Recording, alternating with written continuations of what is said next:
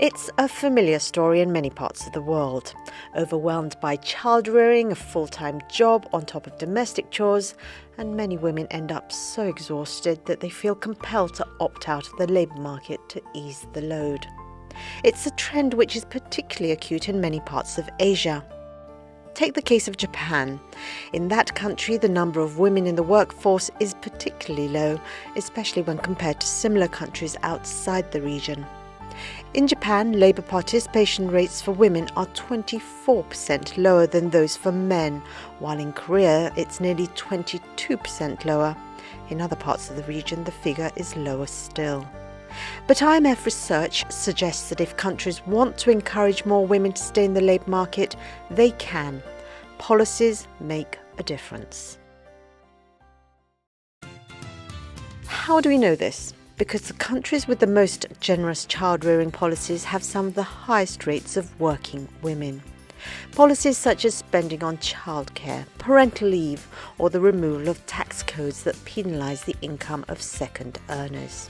In Sweden, for example, where there's a comprehensive parental leave system, subsidised childcare and a strict policy of shorter working hours for women, 90% of women return to the workforce after childbirth.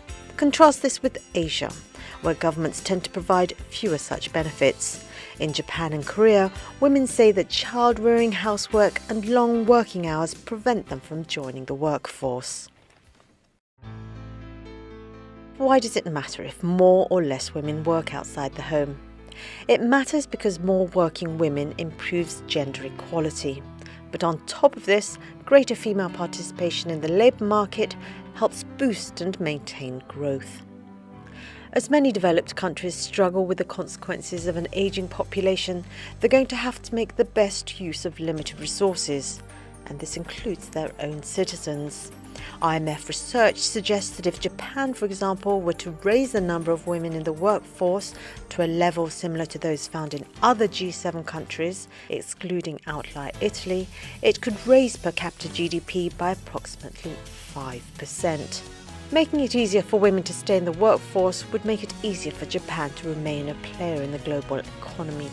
Making it easier for Asia's women to stay in the workforce is not only good for them and good for growth, but it also makes good common sense.